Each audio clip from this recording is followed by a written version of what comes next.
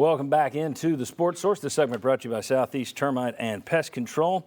Get ready for mosquito season with Southeast Termite and Pest Control's new termite treatment, mosquito treatment.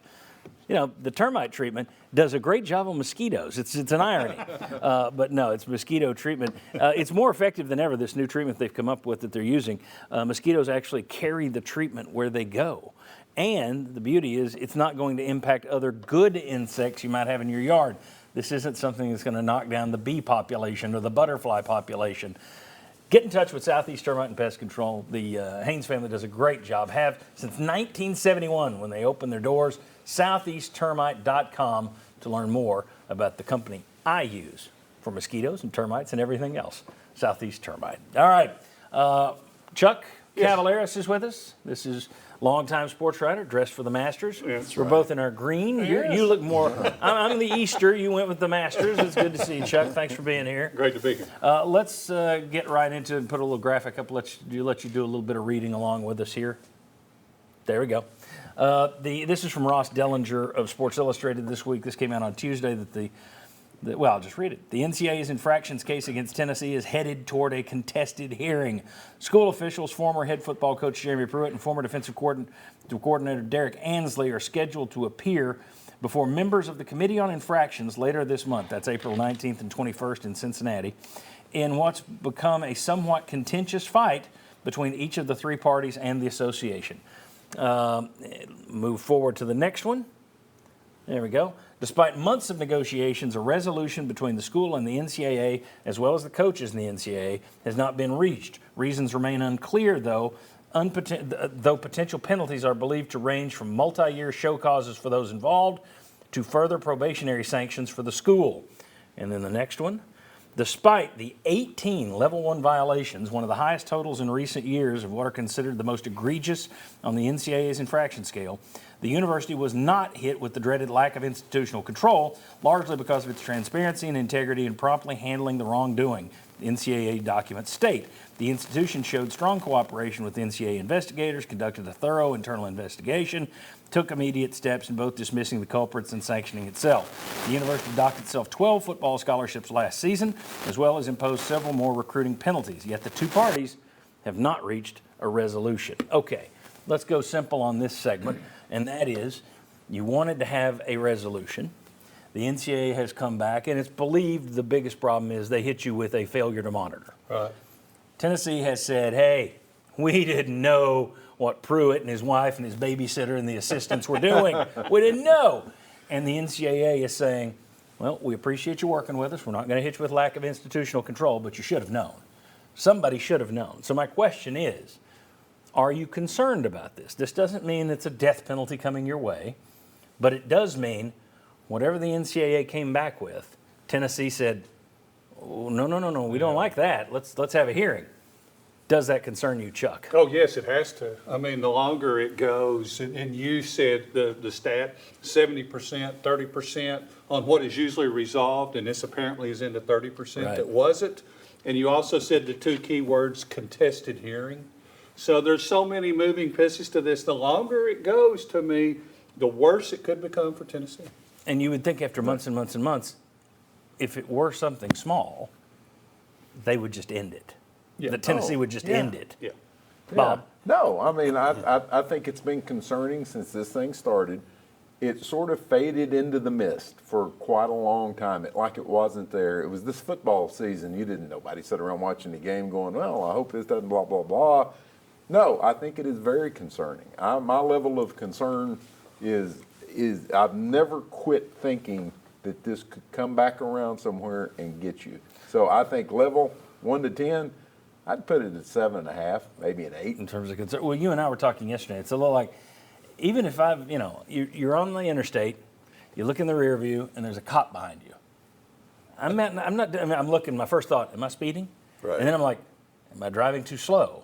Am I looking, did I change is this tag on my license That right? decal on that day. Why is he still behind me for 3 straight exits? What about is the this tail lights? Yes, tail light. Anytime, even if I didn't do anything wrong, I'm concerned about that kind of thing. That's the NCAA in this case. Vince, is the concern level up now that you've gone from oh, it's fine. They can't hit Tennessee. You've now got NIL, blah, blah, blah. To all of a sudden, yeah, we got a hearing on the 19th.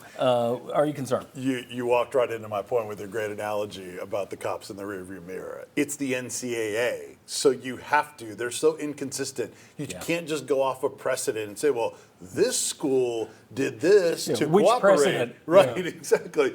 So they're all over the place. So that in itself, you have to be concerned. Another thing is, it's Tennessee. I mean, there's been so much drama and there's been missteps in the past. Maybe it's a different regime and maybe you look at it differently now, but that's still kind of in the minds of a lot of people. And then the other thing is, this has taken so long and Tennessee has tried to be so careful and spent a lot of money. Like over $1 million, right?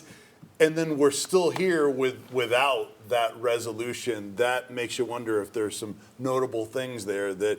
And then, oh, by the way, I'll throw another one in. What's Jeremy Pruitt going to say? Exactly. Yeah, I mean, that's.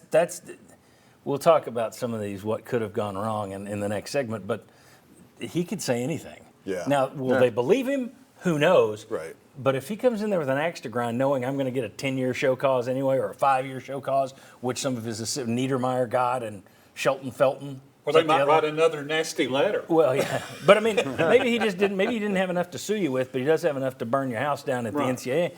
I also wonder, though, the NCAA has their new constitution that they adopted last year, and it says we aren't going to penalize players who weren't involved in things. We're going to try and hit you with fines. We're going to go after the coaches who did this stuff.